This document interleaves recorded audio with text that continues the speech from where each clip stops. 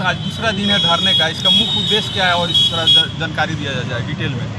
पश्चिम चंपारण जिले के इनरवा में इंडो नेपाल बॉर्डर सड़क बन रही है और वो सड़क जो है ईदगाह की ज़मीन में बन रही है। इनरवा बाज़ार में कुछ जगहों पर सड़क जो है वो 60-70 फीट है, लेकिन ईदगाह के सामने जो है सड़क जो है वो 100 फीट कर दी गई है। तो एक तरह से ये पूरे तौर पे जो वहाँ का अल्पसंख्यक समाज है, कमज़ोर समाज है, उसको आहत करने वाली बात है। ये बिल्कुल ही न्याय कहता है कि जब एक जगह सड़क 60-70 फीट के आपको आरेखन में बन सकती है तो ईदगाह के सामने क्यों नहीं बन सकती। इस संबंध में जो है ये तमाम राज्य के जो अल्पसंख्यक विभाग के लोगों से या मुख्यमंत्री कार्यालय से तमाम जगहों से पहले में भी संपर्क किया गया है और इसकी लिखित पूरी जानकारी दिल्ली भूतल परिवहन विभाग तक दी गई है, लेकिन उसमें कोई परिवर्तन नहीं हो रहा है। तो हम समझते हैं कि ये पूरे देश में जो दलित हैं, पिछड़े हैं, आदिवासी हैं, अल्पसंख्यक हैं, उनके जो संवैधानिक अधिकार हैं, जो भारतीय संविधान कहता है कि इस देश के सभी नागरिक बराबर हैं, सबको समान भाव से देखा जाएगा, तो इनरवा में तो हम नहीं देख रहे हैं कि ऐसा हो रहा है। इनरवा में सड़क वही सड़क है इंडो नेपाल बॉर्डर रोड, जिसकी आपको चौड़ाई बाज़ार में 60 फीट 70 फीट की गई है और ईदगाह के सामने वो ईदगाह तोड़ करके सड़क बनाई जा रही है। सरासर अन्यायपूर्ण है और इसके खिलाफ जो है आज हम लोग धरना पर दूसरे दिन है। भाकपा माले और इंसाफ मंच के तमाम साथी हैं और हम ये सरकार से मांग करते हैं कि वहाँ सड़क का अलाइनमेंट 70 फीट किया जाए और ईदगाह जो अल्पसंख्यक समाज की इबादत की जगह है उसको बने रहने दिया जाए। तो ये हमारी प्रमुख मांग है। दूसरी, आप खुद एक जुझारू नेता हैं और फिर सिकटा विधानसभा से आप एमएलए भी हैं, तो क्या इसके बारे में आपने विधानसभा वगैरह में कभी बात हुई थी? हाँ, इसके बारे में तो सीधे तौर पे हम लोगों ने बात किया, अल्पसंख्यक विभाग से या आरसीडी के पदाधिकारियों से भी बात किया है, लेकिन वहाँ से कोई नतीजे नहीं निकल रहे हैं।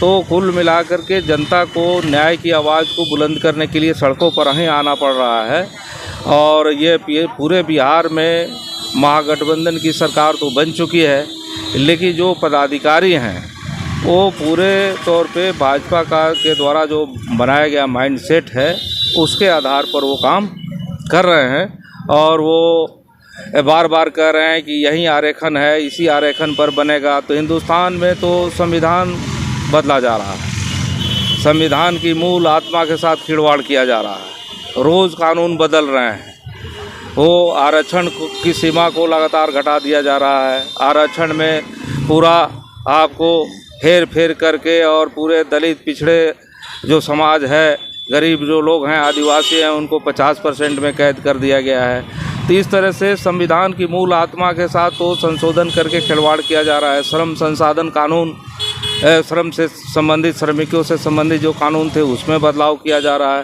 रोज़ रोज़ कुछ न कुछ चीज़ें बदल रही है, लेकिन अब यहाँ है कि कोई योजना है सड़क बनाने की, उसमें जो एक मान लिया कि पीछे जो स्वीकृति हो गई है उसमें परिवर्तन लग रहा है कि वो कह रहे हैं ये बर्मा की लकीर है, इसको नहीं मिटाया जा सकता है। तो ये सरासर अन्यायपूर्ण है। रोज़ चीज़ें बदलती है, हालात के आधार पर बदलता है, कानून रोज़ बदल रहे हैं, लेकिन ये जो है जिद पाले हुए हैं कि हम वैसा ही करेंगे और ये पूरे तौर पे सांप्रदायिक मनोभाव के साथ किया जा रहा है, जो सरासर अन्यायपूर्ण है। और इस देश में लगातार हम समझते हैं कि ऐसी घटनाएं हो रही हैं।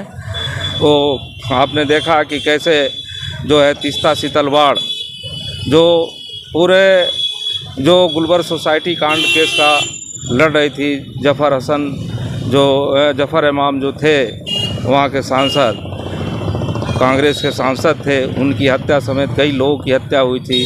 उस मामले में कार्रवाई करने के बदले आपने देखा कि कैसे जो उस केस को लड़ने वाली वकील हैं उन्हीं पर आपको जुल्म किया गया, उन्हीं को जेल में डाल दिया गया। तो इस तरह से जो लोग भी मानवाधिकार कार्यकर्ता हैं आज यदि बड़े सवालों को उठाते हैं, आदिवासियों को उजाड़ने का सवाल, भीमा कोरेगांव से संबंधित जो सवाल था, जो दलितों की अस्मिता का सवाल था, उस मामले में भी आप देखेंगे कि बहुत सारे लोग जेल में हैं। और आज इनरवा को एक तरह से हिंदुस्तान पाकिस्तान का बॉर्डर बना करके वहाँ पर पूरा पुलिस का, सैकड़ों पुलिस का फौज फाटा इंजाम करके और आनन फानन में वहाँ सड़क बनाई जा रही है।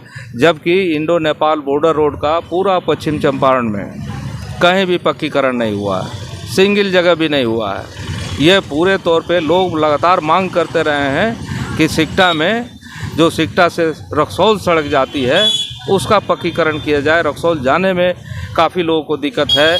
ये जहाँ तक सड़क एक तरह से पूरे तौर पे बन गई है, एक तरह से मिट्टी डाल दिया गया है, कुछ जगह पत्थर डाल दिया गया है, लेकिन वहाँ कोई पक्कीकरण की योजना नहीं है। लेकिन अनारवा में ईदगाह के सामने जबरन पूरा पुलिस फौज फाटा के साथ जनता को दबा करके पिछले दिनों में जनता पर केस मुकदमे भी किए गए, लाठी भी चलाया गया, ये काम हो रहा है। तो एक तरह से इस सरकार से जो उम्मीदें हैं हम लोगों की कि ये महागठबंधन की सरकार है जो गरीबों के पक्ष में सोचेगी, लेकिन हम लोग देख रहे हैं कि गरीबों के घरों पर बुलडोजर चल रहा है।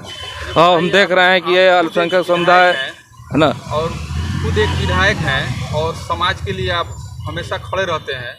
अभी क्या ज़रूरत आप पड़ी कि मतलब इस तरह के प्रश्न लेकर यहाँ पर? ये हम बातचीत करते करते थक गए हैं और बातचीत करते करते थक गए हैं तमाम पदाधिकारियों से कि भाई इसमें 70 फीट जो है सड़क का वहाँ अलाइनमेंट कर दीजिए, सभी की बात रह जाएगी। और जो है ईदगाह नहीं तोड़ना होगा, उनकी जो इबादत की जगह है वो बच जाएगी।